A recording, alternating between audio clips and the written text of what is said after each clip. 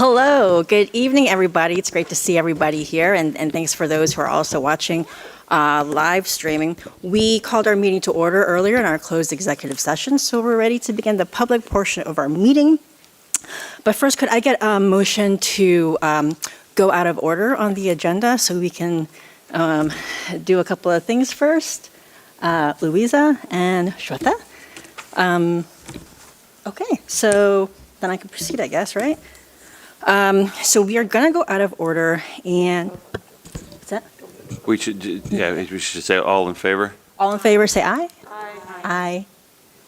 All right, then we're official. Yes. Okay, we're official. We are going to do the presentation later. Okay, we are going to skip down to. First, I'm going to ask for the student representatives to give their report first. From High School North, we have Johnson Lynn and Anissa Samo.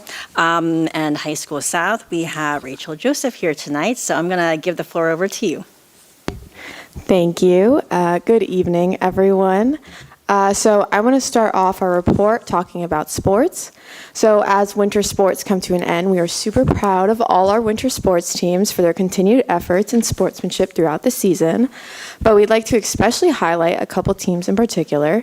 So first, our winter track team had a great showing at their last couple meets, and they now look to send both sprint relay teams and individuals from both the girls and boys track teams to compete at the New Balance National Championships and the Adidas Championships.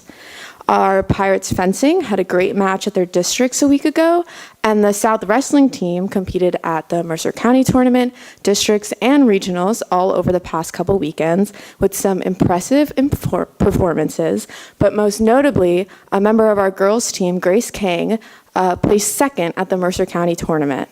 And our last shout out would be to our WWP United hockey team, which made the state tournament. And as we transition into spring, our spring sports registration has been open and is closing soon, and we hope to see the same success from all of those teams as well. Our clubs have been particularly busy during the month of February. Our Chinese club held China Night in coordination with the North Chinese Club a few weekends ago. Two South juniors, Carla Julian and Harshal, their paintings were chosen to be displayed at the Phillips Mill exhibition in Pennsylvania. And during President's Week, our public speaking clubs, including Model UN and Debate, participated in competitions. So our Model UN team went to Washington, D.C. to participate in Georgetown's NIMON conference, and our Debate team went to the Harvard Speech and Debate competition, and both teams saw great success with multiple delegates receiving awards. For performing arts, last weekend, our theater program performed 4 showings of their musical Back to the 80s between Thursday and Saturday. The show was fantastic. I went to see it myself, and it was definitely a nice nostalgic throwback for all the baby boomers in the audience. Regarding our music department, we had musicians from all ensembles, including choir, orchestra, and band, participate in all state conferences this past weekend. We're proud to say South was well represented at these chambers, and many of our talented musicians were recognized for their hard work. Additionally, to encourage the transition from middle school to high school, orchestra and band from both High School South and Grover hosted a wonderful and very impressive joint concert. This year, our Interact Club had the opportunity to collaborate with the PTSA and coordinators from High School North to help host the prom shop, where dresses, suits, and different attires are donated for others to use and rewear. And while we're on the topic of donations, students from our job skills class, which is one of the many electives offered at South, they ran a toiletry drive during the month of February for the rescue mission of Trident Organization, and we were glad to see a lot of donations from the student body and staff.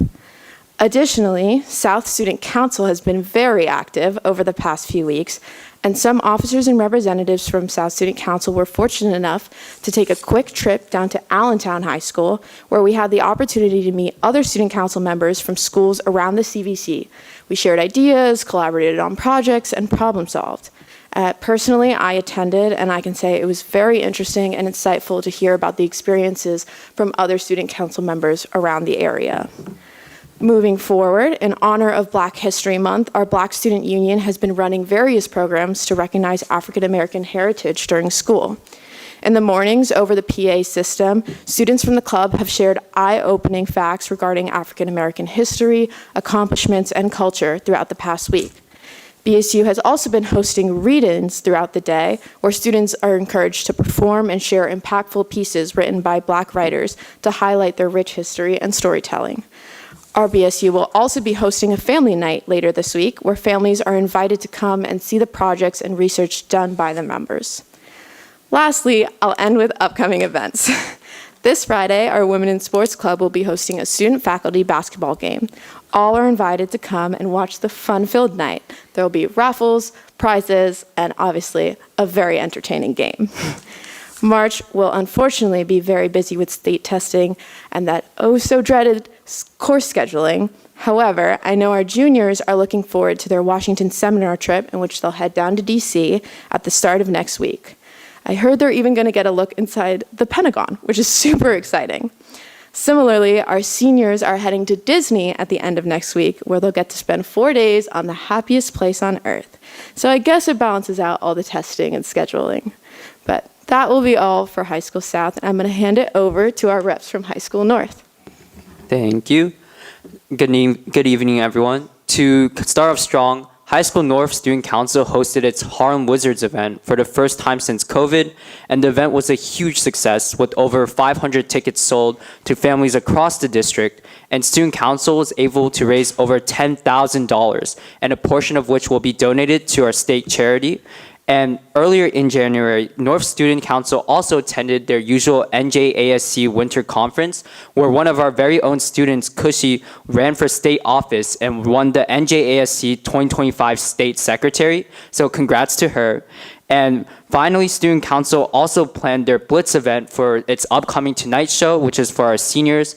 And we went to over a dozen businesses across the area to seek sponsorship and also help promote their businesses during our show. And we raised over $800. Moving on to upcoming events, North J Prom, which will be held on April 25th, is in the works with Junior Class Council, having collected all payments last Friday, and they're looking to have a theme of Great Gatsby, which is very interesting for our LA teachers. And moving on to clubs, North Model UN's team attended 2 conferences over the past month. One was at the Ivy League Conference held at UPenn, where they won Best Delegation, and North American Invitational at Georgetown. At both conferences, delegates won a lot of individual awards, so congrats to all of our delegates and their performances. North and South China Club also came together, as Rachel mentioned, to host their annual China Night event on the Lunar New Year weekend.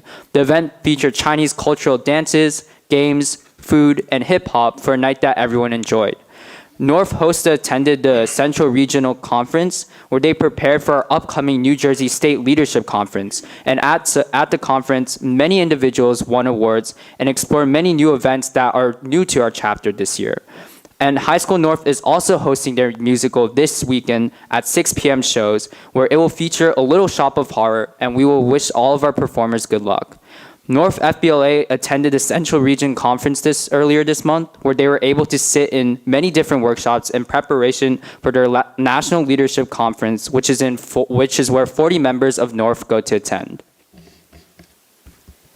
Moving on to sports, winter sports have finally begun wrapping up for the year, with spring sports registration finally being open. High School North's basketball team ended their season with a historical 20 wins after their 11-game win streak at the start of the season.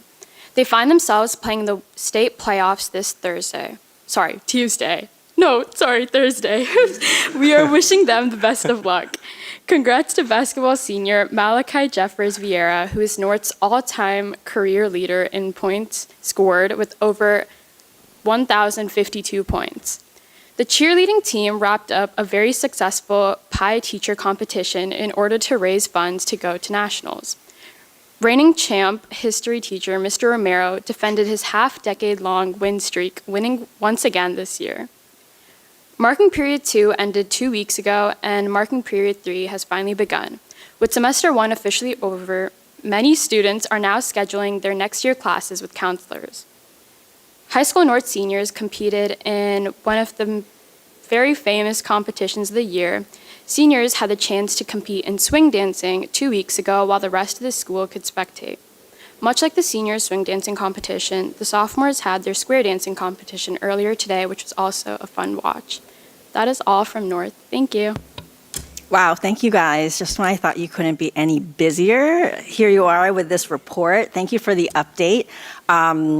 So busy in athletics, academics, performing arts, cultural events, and charitable works as well. So it is amazing. And but I do want to respectfully make one correction. I believe the nostalgia is not from the baby boomers, but from the Gen Xers in the audience. So just want to educate you a little bit on that. But anyway, thank you so much, and have a good rest of your evening. Next, I'm going to turn the floor over to Dr. Lee McDonald for our winter sports acknowledgement. Thank you. Continuing along the lines of great things happening at both High School North and South, tonight we want to recognize our student athletes and our coaches from the fall with their many outstanding performances and milestones.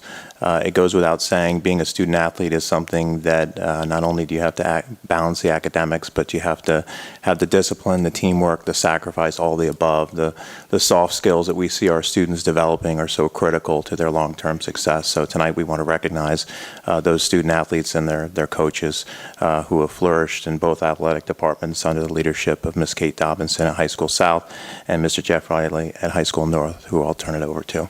Thank you.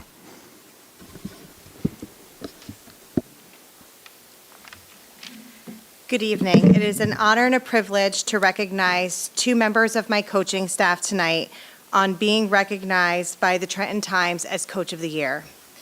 Elisa Mastriani led the Pirate Girls soccer team to their first winning record since 2010. Additionally, the Pirate Girls soccer team made it to the semifinals of the Colonial Valley Conference Championships this year. An extremely proud moment for me as an athletic director, but also the parents, caregivers, student athletes, and other Pirate fans that came on to cheer our Pirates at Hopewell Valley this year.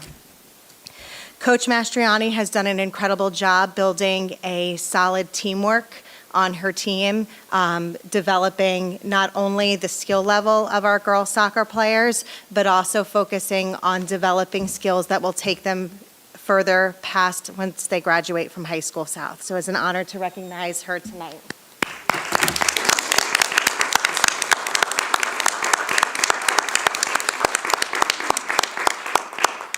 Additionally, I would like to recognize Katie Riley, who was recognized as Coach of the Year from the Trenton Times for boys cross country. In her interview with the Trenton Times, Katie focused on a team of we before me. And that is something that I saw day in and day out with her as I watched her coach, as I attended different meets, and just saw her interactions with her team over the course of the seasons. The team took third place at the Central Group 4 sectional meets, as well as 8th place at Group 4 championships. Katie not only coaches our boys cross-country team, she works very closely with our girls cross-country team and Stephanie Pegues and Heather Peoples, and the three of them together are a solid unit that really support our students in every way possible. Congratulations, Katie.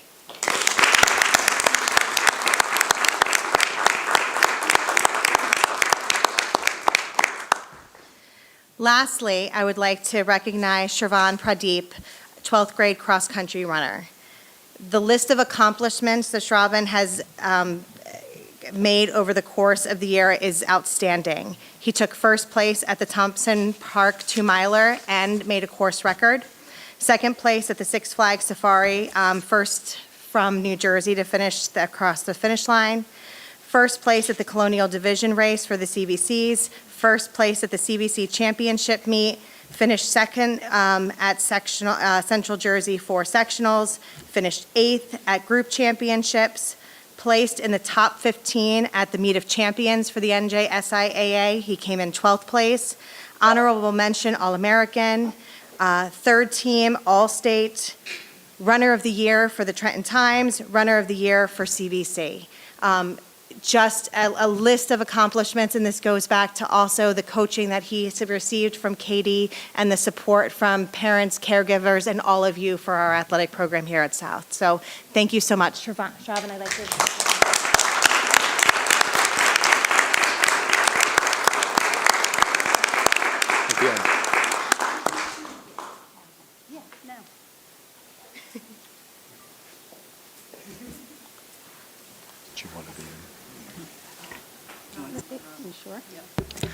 So we're just going to take a moment for some pictures.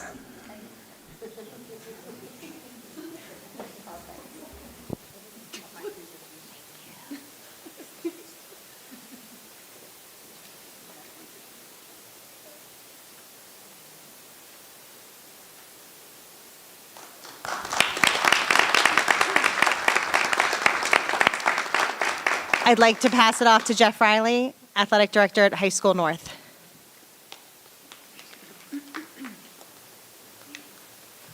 Well, good evening, and thank you for having us here tonight from High School North, where it's always a great day to be a Knight.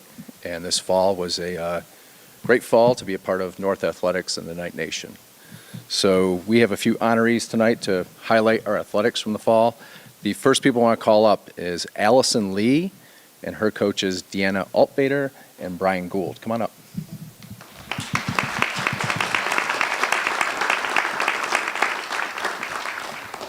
So Allison is a cross-country runner for us. She's an 11th grader. She was the Mercer County individual champion. She was a Central Jersey Group 3 individual champion. She took second place in the NJSIA Group 3 championships. She is also made school history as the first ever HSN athlete to qualify for and compete in the prestigious Foot Locker Cross Country National Championship. Allison placed 29th with a time of 18:50, earning the title of All-American.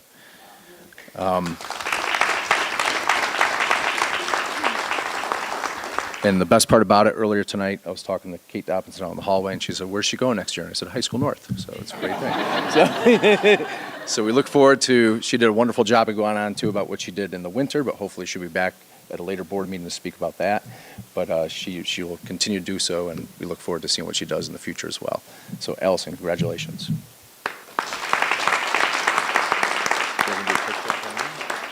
mind if we do the picture now? So I'm like,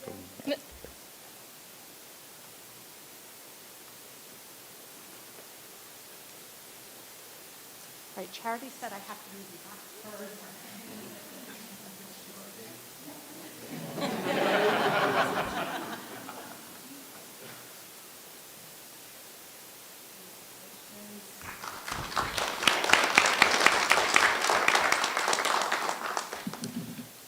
And we have a very successful team from this fall that I want to call up.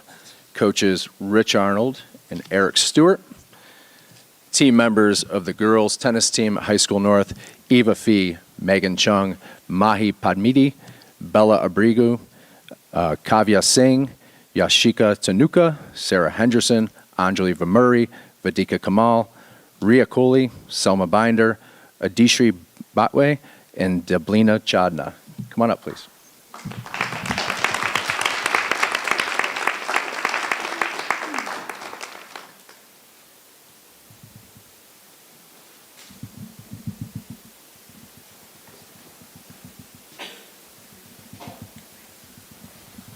So week in and week out, we have a lot of exciting athletics going on, whether it's on the soccer field, the field hockey field, and most importantly, the tennis courts this fall. We saw a lot of great matches, a lot of great competitions. This tennis team was 18-3 during the regular season match record, and they're 7-0 in conference. They were the Mercer County team champions. They were also the Mercer County Colonial Division champions. They were the North Jersey Section 2 Group 3 champions, and they were this close to being the overall state Group 3 champions and are finalists for that. There's not much else you have to do to excel in tennis and be honored and awarded. They did everything possible as a team. They're also a lot of fun to be around, and they're a great group of student athletes. So let's give them a round of applause, please. Let's go do a picture together.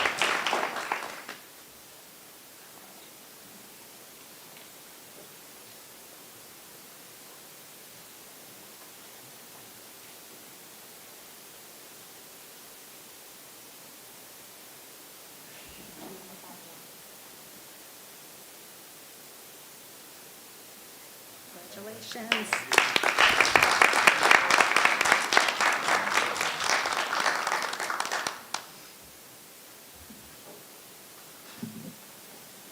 Again, thank you very much. I know it means a lot to Kate and I both to have this honor of doing this, and we'd like to do it again in the future. So thank you very much. We appreciate it.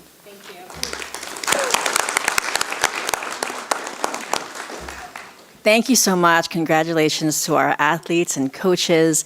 And now I'm going to turn the floor over to Dr. Adderhold for comments. Thank you to all our parents, caregivers, student athletes, coaches, our athletic directors for being here. You're all welcome to stay. But as we go forward, we'll be doing some just business of the board. We have an evening presentation tonight by Jessica Smedley, our Director of Counseling, on our semi-annual HIB data. So she'll be doing that. But again, I wanted to thank you all and congratulate you all for your incredible accomplishments, both as athletes and as students, for your care and commitment to one another as team members. It's truly inspiring, and we're thankful to have you here this evening. So again, congratulations and thank you. I just have one other comment, and I just want to, this is with respect to the message I sent to the community over the weekend regarding the loss of one of our students.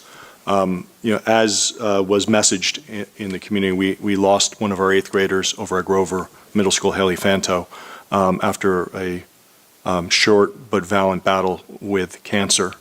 She was diagnosed in early January and has gone far too soon. I've had the opportunity to correspond with her father, Michael, multiple times, and he wanted to make sure that we shared with the community about the arrangements because there's been such an outpouring of love and support. They were just finalized for Friday from 2 to 8 up in South River, the Malzweski Funeral Home up in South River, and then there will be services on Saturday. We will make sure to put that up on the website, and we'll send direct correspondence to the GMS community. But that'll be on Saturday at 10:30 in the morning. Michael sat bedside for 7 straight weeks, never left the hospital. His care and love of his daughter is palpable. Single father who gave everything for his daughter. He's been an inspiration to speak with, and it's been a privilege to talk to him during these very difficult times. It's a privilege of the job to be able to work with families in crisis. So to Michael and to Haley, our love and wishes are with them during this very difficult time. And I'll conclude my comments at that point. So thank you again to everyone for being here. Thank you, Dr. Adderhold. So now I would like to turn it over and introduce Jessica Smedley to give the special public hearing and presentation on harassment, intimidation, and bullying. I'll turn the floor over to you. Thank you. Okay, tonight I'll be talking about our semi-annual report on harassment, intimidation, and bullying. This covers the period of July 2024 to December 2024. So we do this report twice a year. And in tonight's presentation, I'll be briefly reviewing the definition of harassment, intimidation, or bullying, or what we call HIB at school. Going over a basic data analysis of patterns and themes that we saw in these last 6 months of the year, including the first 4 months of the school year. And then just reviewing some trainings and programs that we've had at our schools during the fall. I'll just give it a second.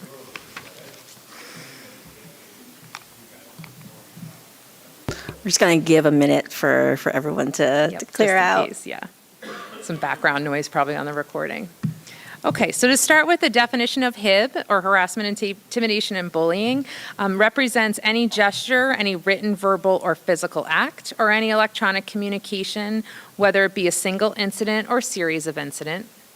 It must be reasonably perceived to be motivated by either an actual or perceived distinguishing characteristic, that this event or events take place on school property, at any school-sponsored function, or on a school bus or off school grounds. And then finally, to meet the criteria for an incident of HIB, it must substantially disrupt or interfere with the orderly operation of the school or the rights of other students.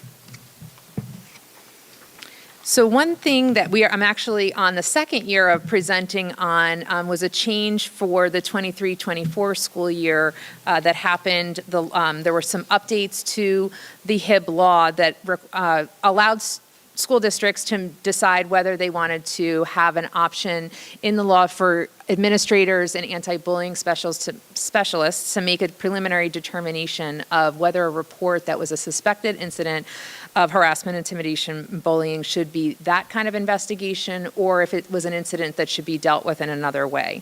So WWP policy is up here. I won't read the whole policy, but really the important part here is that it is done to make a preliminary determination of whether the investigation will be conducted as a matter of HIB or really just through code of conduct or another restorative process. So it's not a situation or a process to negate any report that any student, teacher, community member, family member is making. It's more so to sort of direct how that investigation and then results of the investigation will take place. And we'll see, we do have a few, our numbers are basically stable from last year as well. So last year was our first year with it. We're seeing basically some of the same trends as we continue on with that. So for this first period, which is representative of 6 months because the year is split into 2, but obviously we know we don't have school during July and August, but actually we have had an increase in summer programs. We have our extended school year program. We have programs through our community education department. So if we go back to what our definition is and what constitutes that, it is any school-sponsored event or anything that can happen even outside of the school hours and school day. So just want to draw attention to that. So our preliminary determinations in total for this reporting period are 12. 10 of those are represented at our middle school level, 2 at the high school level. There were 0 in our K-5 buildings. What I will say here is of the 10, 6 of those were repetitive submissions. So when there's a suspected incident of HIB, there's a form, we call it the 338 form. It's available on our district website. It's also available in paper copy in our school offices.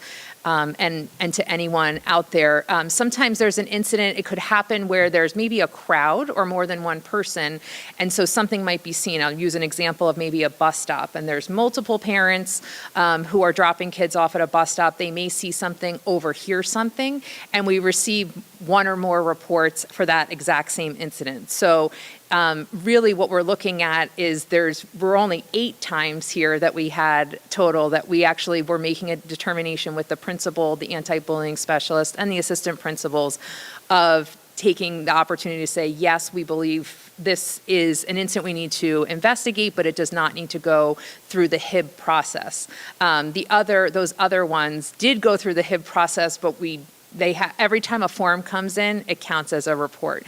So that is represented here. So our numbers are actually decreased in preliminary determination when you control over last year, when you control for those repetitive submissions. Okay, so our total investigations in this reporting period were 42. We had 18 that were considered to be unfounded or did not meet the criteria of a HIB, and 24 that were founded.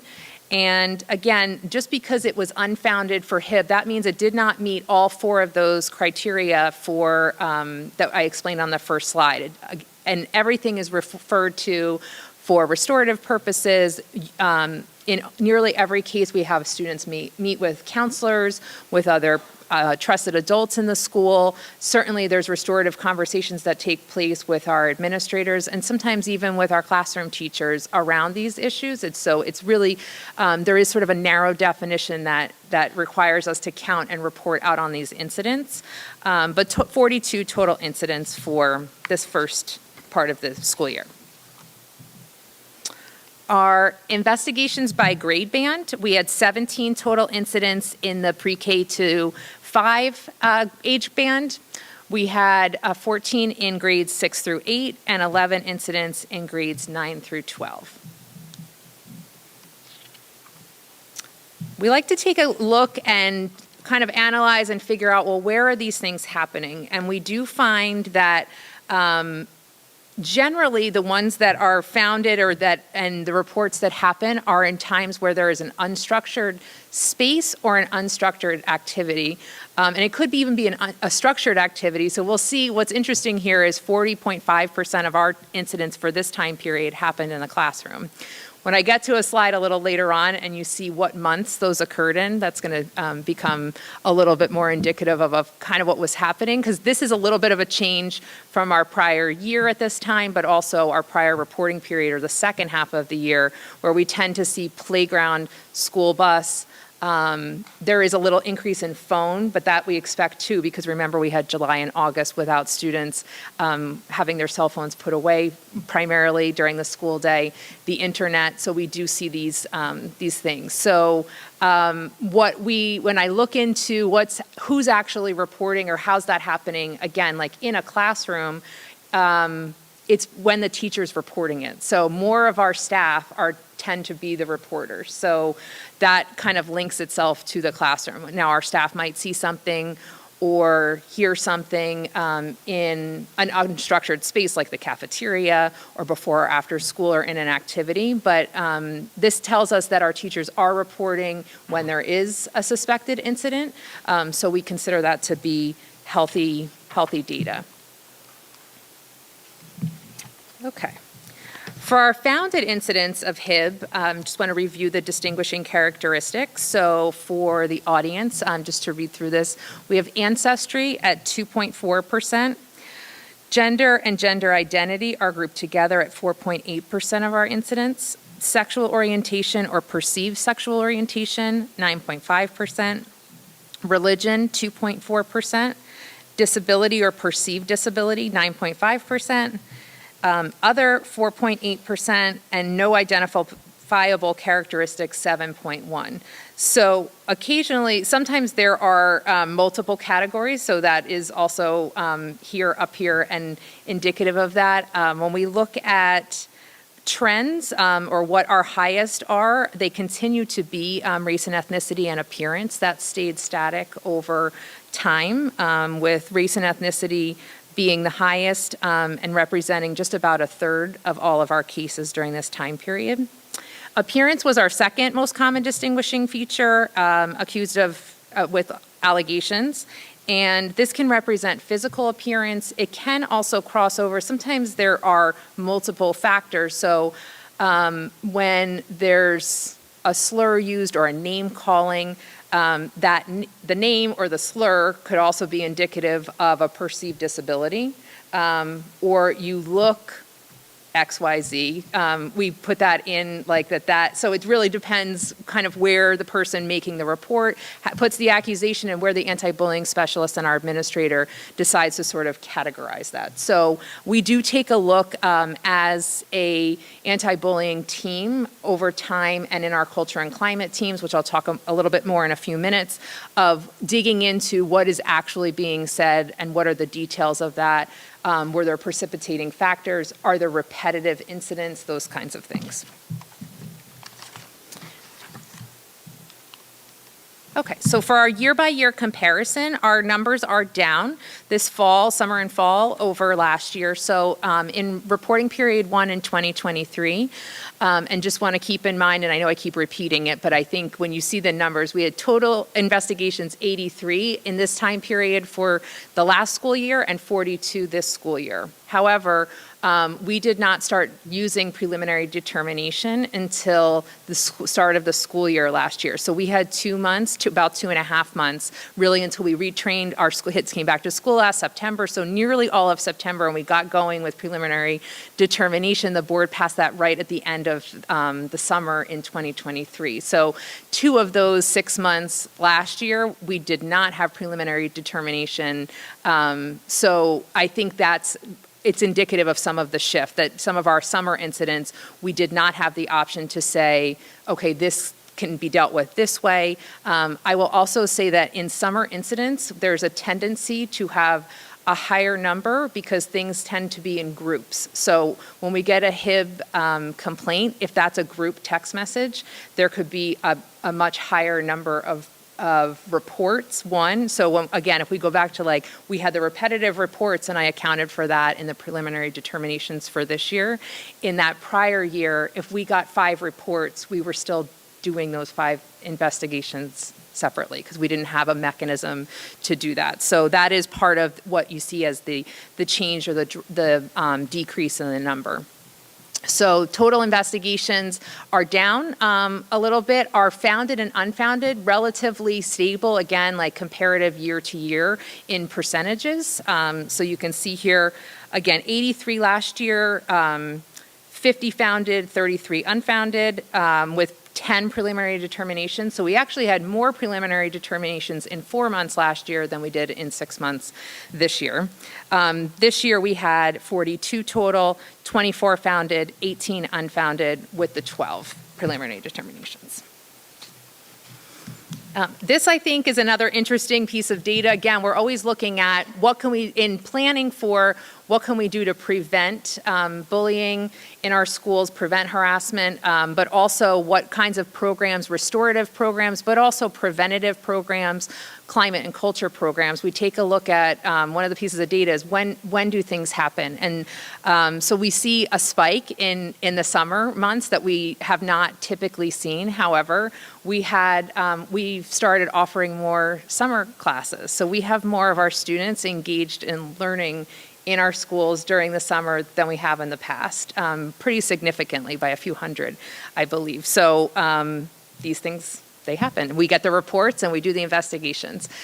We tend to see this smaller number in September because it's back to school. Everyone, sort of a little bit of a honeymoon period. So we've had an opportunity to make some social adjustments of if we needed to make some separations or some changes. Kids are transitioning between grade levels. They're maturing a little bit. So we do tend to see fewest in September. October has always been, and I've been in this role in 2 other school districts since the law was originally passed, and I will tell you, by and large, October, and it's coming next week, but and March are the 2 highest months so brace yourself, and I give myself that advice too. But October, so a few things happen in October. One, we have Violence Awareness Week, we have Red Ribbon Week, we are talking to kids about anti-bullying. It's our theme of many of our schools. Our character education in the schools, our social emotional learning lessons are centered around knowing how to be an upstander, how to recognize when someone is perhaps being bullied, or if students are suspecting it. We also, in late September and early October, are retraining our students, our faculty, in what this looks like and what our reporting procedures are. So that's the natural, normal bump of October. And then in November and December, typically, again, you see a small increase in December usually. As we approach longer breaks from school, it's another time when it's getting to be, and that's the explanation for March, but I'll talk more about that in July, is that as we approach longer chunks of time with no break away from each other, we all know we could use a week off from each other sometimes, and so that tends to escalate things a little bit as well. So nothing too surprising or different in the month-by-month comparison. Then we have patterns and trends. So I already talked about our summer incidents did increase this year, that we have the race and ethnicity and physical appearance still as our highest. And we did have that minor change in leading categories. I think that's something that we'll continue to explore. Also, our data for anyone having any issues mirrors what's happening in our communities, in our world. And so we had some major world events, and we had some major national events that happened in this 6-month period. We continue to see that. Obviously, things happen every day.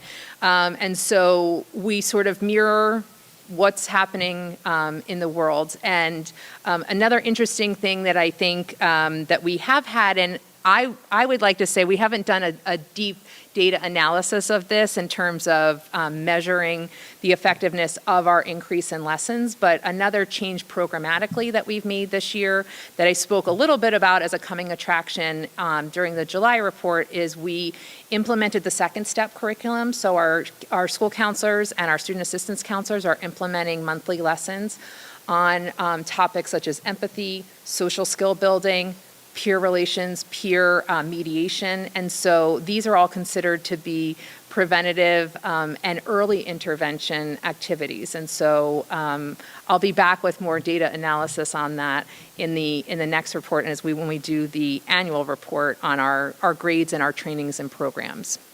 But we have seen that increase in lessons. So trainings, programs, initiatives, we continue to have our strategic goals in the district, which you're well aware of, our social justice standards. We have our SEL strategic goals specifically. I talked about our school counseling, the monthly lessons. We continue to have targeted professional development and training for staff. So again, in the fall is when, late summer and early fall is when we always bring in our board attorney to do training and review with all of our administrators, all of our school counselors who are anti-bullying specialists. We review our paperwork, our processes. We make sure that we're all on the same page, just sort of getting ready for the new school year. So that happens this fall. I'm sure this will be a whole other presentation at some point, and we'll talk more about as we move through and attach the strategic goals as we've done school climate and culture surveys. And so we're starting to do the data analysis on that. And I think once that's coming attraction on that, mirrors some of the same things we're seeing here of what works in terms of prevention and early intervention initiatives. We continue to have a really robust mental health and counseling staff. So we have our 3 clinicians here with us through UBHC. We have an in-district clinician, and we have 36 school counselors and student assistance counselors, along with our school social workers, school psychologists, and obviously our teachers, all of our instructional assistants, support staff. It takes everyone to really work on this and be focused on it.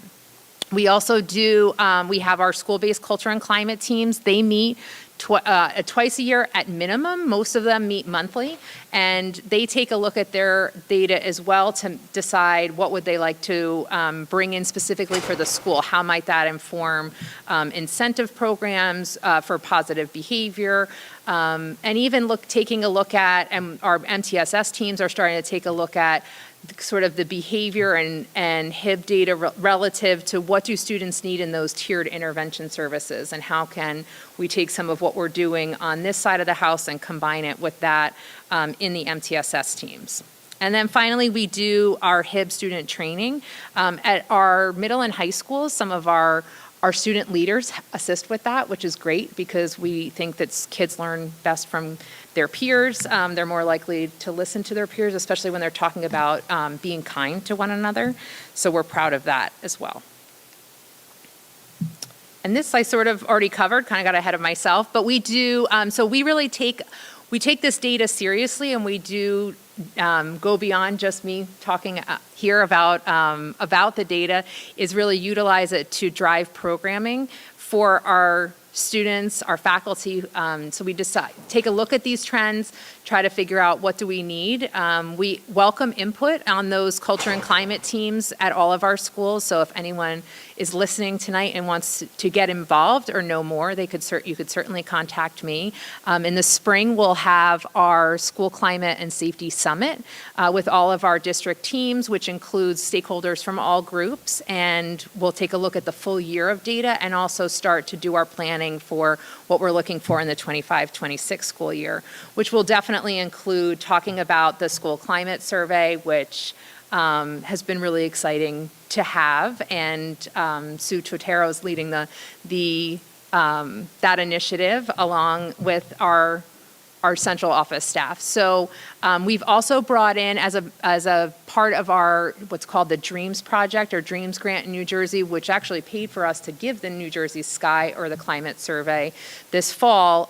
We've had the opportunity to have 2 of our staff members trained as trainers in the Nurtured Heart approach. And so The Nurtured Heart approach is a great way for parents, educators, and students to take a look at how to sort of approach each other, taking a positive approach, and also learning to take care of ourselves, really taking a positive look at kids. And even it's a different way to look at behaviors and the function of behaviors. So that's one of the things when you get beyond the basics of what happened in a HIB investigation. We know that when people are feel hurt, they have a higher likelihood of hurting others. And so it's important to take a look at what's the emotional side of that. And the Nurtured Heart approach really is helping us to do that. So we're expanding very quickly in our schools, the Nurtured Heart approach. Our trainers were trained in December. They've already conducted several trainings, so it's spreading with our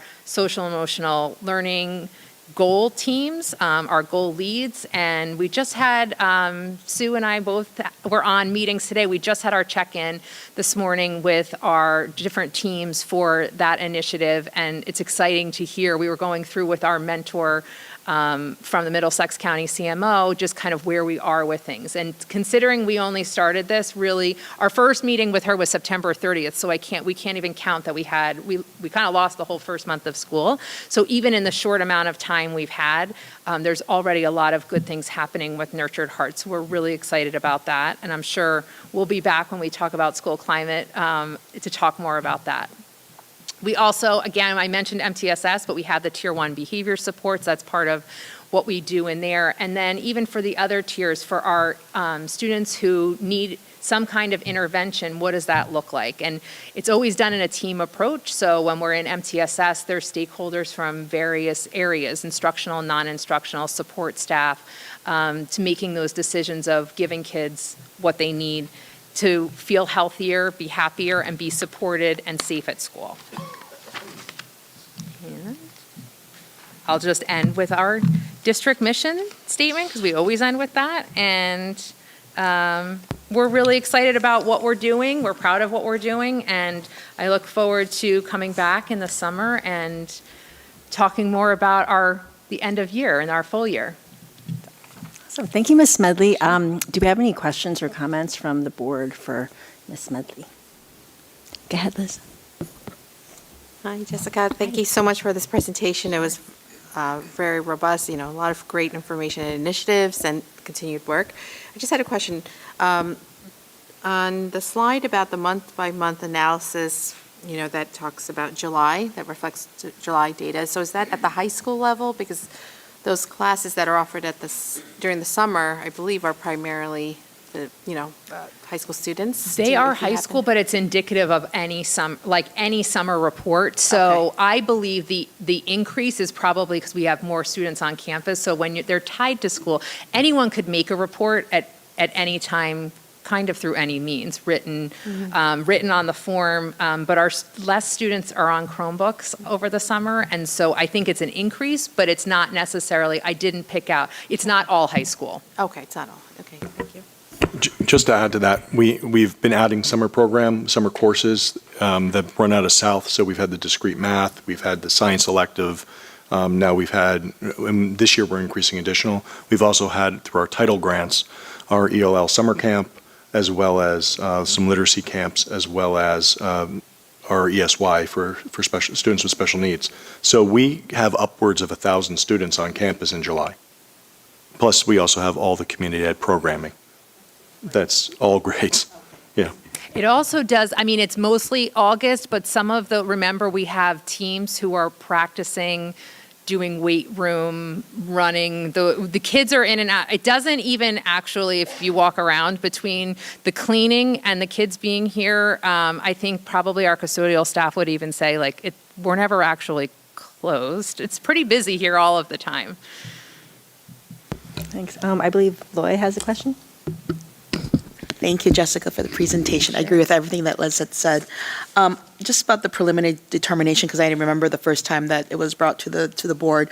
When there's a determination between whether it is a HIB versus something like something that can be resolved, something with restorative practice or a conduct issue, I was surprised because for the preliminary determination, it says high school students in middle school that I was thinking maybe it would affect more the K-5 because that they're, younger, and you'd think that in terms of the principal or whoever is in charge making a determination about whether it go HIB versus restorative practice.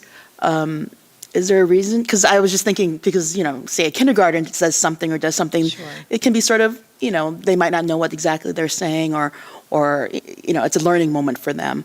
So I was just kind of surprised to see that the numbers were mostly just for high school and middle school. If you could talk a little bit about that, or why do you think Sure. that might be the case? Yeah, and last year, we definitely, especially in the spring, we did see most of them were K-5, because again, it's their first few years of being in school. The word bully, this is New Jersey's definition of this law and this procedure we follow, but we've all known, right? And all of our students have families who have gone through school, and so the word bully has been around for a long time, and had a much wider definition, and so we do tend to see that, and we did last year. I think part of it is there are more upper level kids here in the summer, so again, and then when you see the total incidents, the total K-5 numbers are down probably more. So, and when you look at September, as they're starting school, it's not really until you see that spike in October. And so, yes. And I would like to say, it happened, and we maybe don't know the students, or the report was written in a way. Sometimes if it's street conduct and you start to do it, it's a lot easier to see if you have some context. The family or whoever wrote the report has context. And so when they don't, we're never going to say, we're going to use the determination. It's better to just do the thorough investigation, even if that comes out to be unfounded. Any other questions on this side? Shweta? Thank you, Jessica. Looks like there's a lot of proactive things going on in district. I just had a question about the school climate survey. Could you share who takes the survey? Is it staff and students, and are parents involved as well? Do you want to take that? So I can answer that. Grades 3 through 12, students who were given consent by their parents took the survey. So it isn't all students. Families consent at the beginning of the year.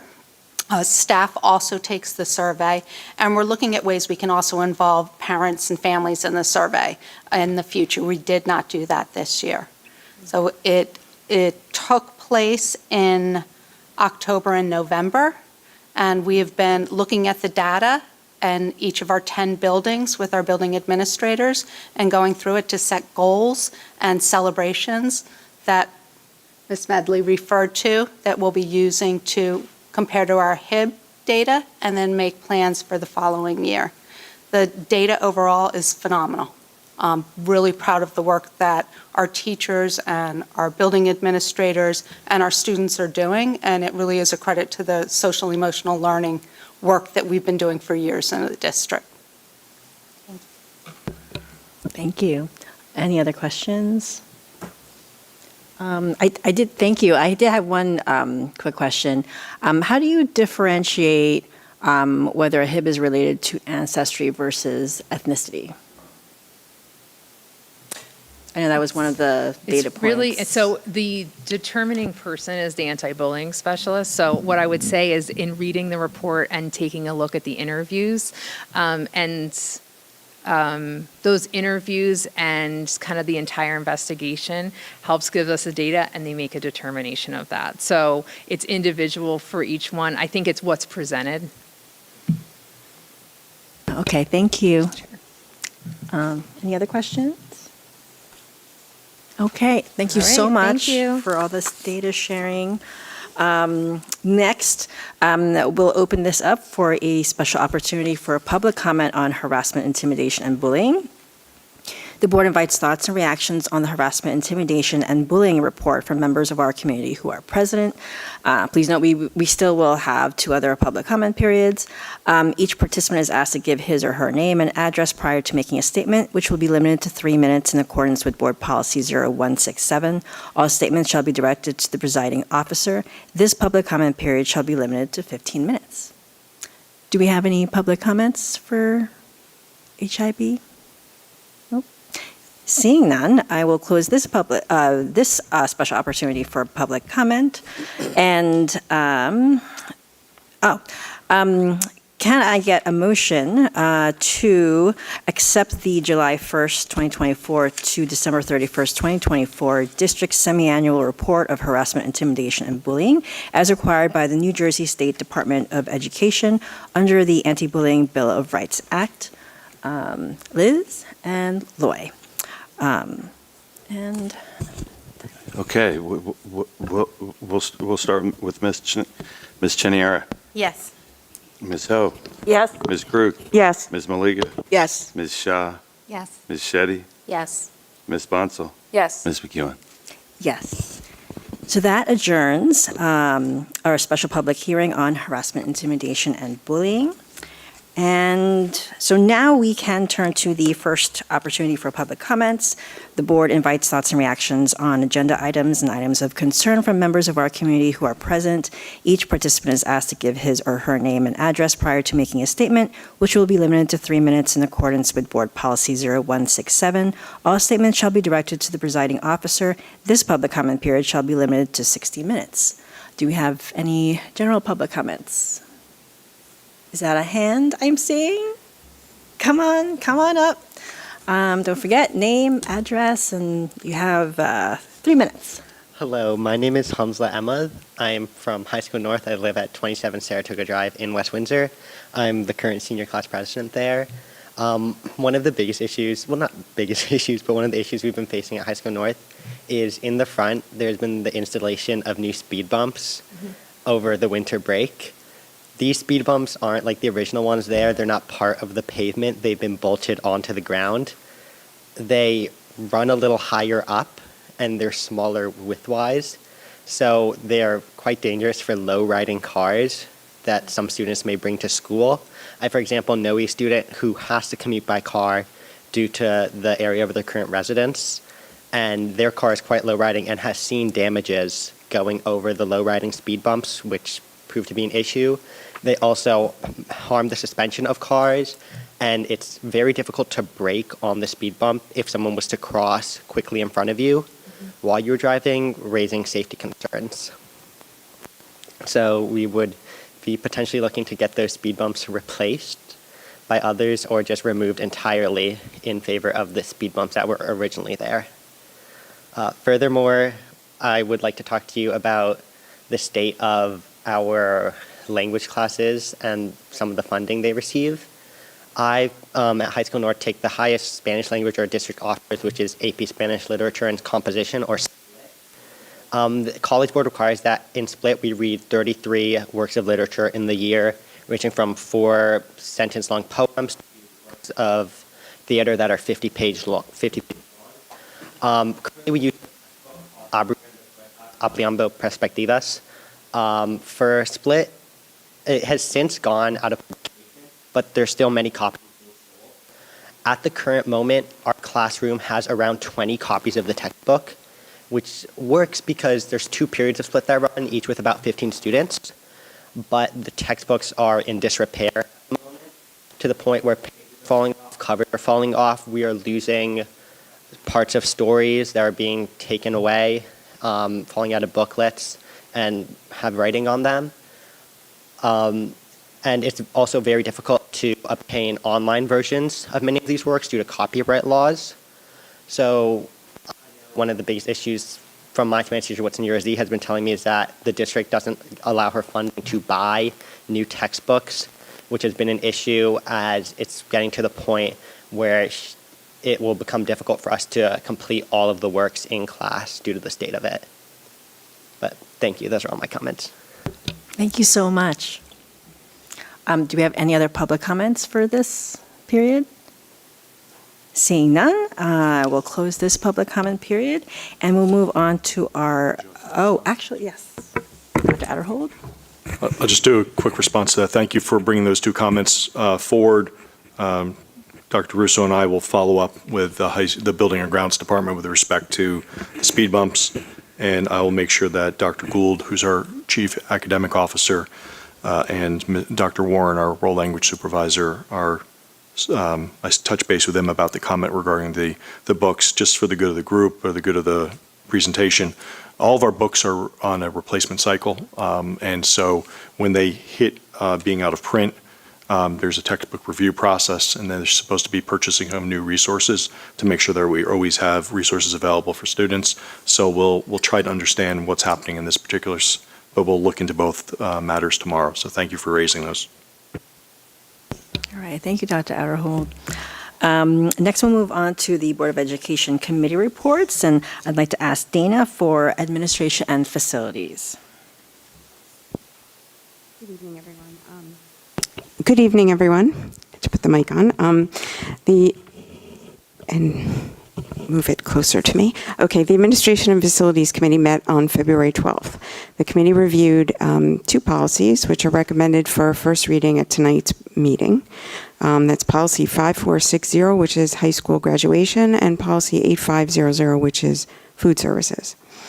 The committee reviewed several other policies and regulations and recommends a second reading and approval at tonight's meeting. So that's Policy 9320 and its regulation, cooperation with law enforcement agencies, Policy 7441, which is electronic surveillance in school buildings and on school grounds and its accompanying regulation, and the Policy and Regulation 5533, which is student smoking. After stakeholder review of the 2026-2027 academic calendar, the committee recommends the attached, but it's in the file. It's on the papers out there. Academic calendar. The recommends that calendar for 2026 for approval at tonight's meeting. The committee reviewed preschool and extended day EDP rates for the 2025-2026 school year and recommends approval at tonight's board meeting. The committee reviewed a description for athletic trainer and recommends the revised job descriptions for approval at tonight's Board of Ed meeting.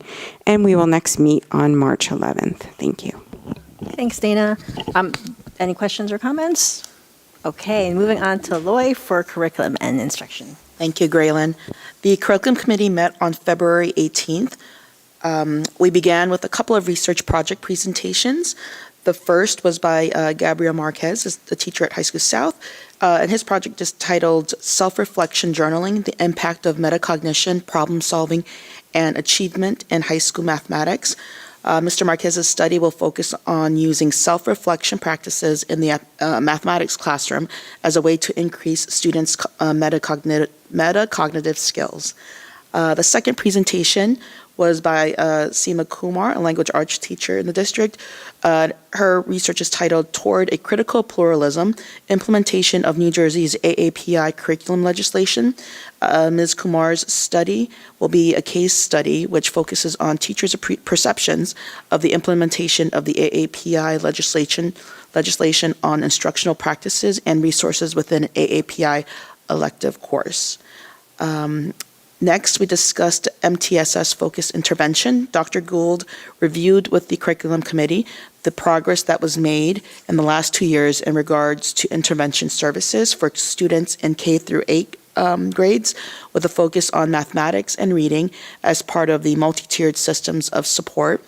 In addition, Dr. Gould shared the process for how students are identified for tiered supports and how tiered supports are provided for students in grades K to 12. So next on the agenda are items that we'll be voting on tonight. First, travel approval. The committee recommends approval for one district science teacher to present at the National Science Conference in Philadelphia on March 29th. The cost of this trip is not to exceed $350. Next, field trips. The committee recommends approval of the following overnight field trips. So for North, there are 3 field trips. The first, Model Congress to New Brunswick from April 3rd through April 6th. The cost of the trip is approximately $400 per student. The second for North is Future Business Leaders of America to Chicago from April 24th through the 28th of April. The cost of that trip is about $1,500 per student. And the third field trip is High School Health Occupations Students of America to Nashville, Tennessee, from June 17th through June 22nd. The cost of that trip is approximately $1,500 per student. And then moving on to community middle school field trips. For Science Olympiad group to go to the University of Nebraska in Lincoln, Nebraska from May 22nd through May 25th. The cost of the trip is about $1,300 per student. The committee will next meet on March 11th. Thanks, Loy. Any questions from the board? Okay, next I'd like to invite Ajanta to give us a report on the Finance Committee. Good evening. So the Finance Committee met on February 18th, reviewed agenda items. The committee reviewed monthly financial reports. The administration affirmed that no major accounts are overexpended and that sufficient funds are available to complete the school year. The committee reviewed the following motions on the agenda for approval. Approve of a professional service agreement for auditing services, approve transportation quotes to and from school, approve staff professional development and travel expenses. The committee also discussed the 2025-26 budget process and the updated budget calendar. Work on the budget is ongoing. The appropriation of numbers and required narratives are currently being entered into the budget software, and the revenue section of the software will be available on February 27th, 2 days after the governor's budget address. We also discussed ESEP 2.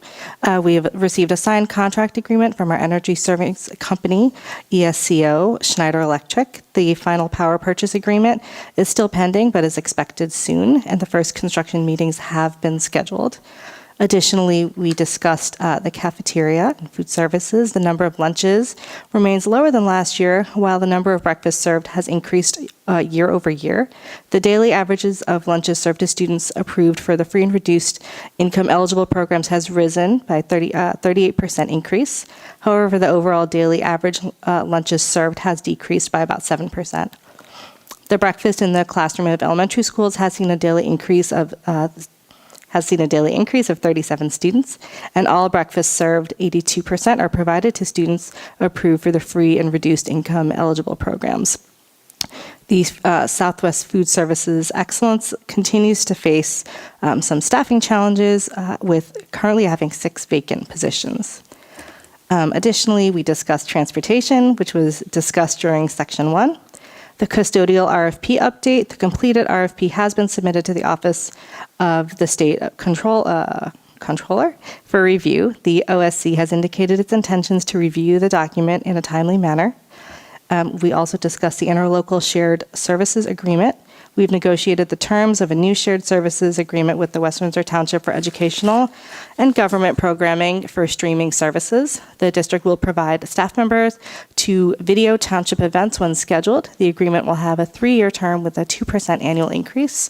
And lastly, other business. The committee discussed the following topics. The Cornerstone Fellowship Church has reached out to discuss the rental fees for the district's use of their portion of the parking lot next to Wyckoff Elementary School.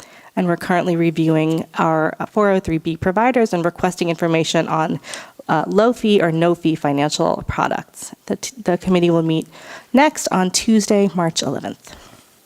Thanks, Ajanta. Any questions from the board? Okay, so next we'll move on to the... Just one point of clarification for this evening. The blue addendum is the actual power purchase agreement that was referenced that was not finalized at the time of the Finance Committee, but has now since been finalized with attorney approval. So the PPA, the power purchase agreement with Green Skies, is in front of the board tonight. Perfect, thank you. Now we'll move on to the voting portion of our meeting. So can I get a motion for administration items numbers 1 through 6 with a correction on number 1 where it says report dated February 6, 2024. It should be 2025. And as well as the purple addendum.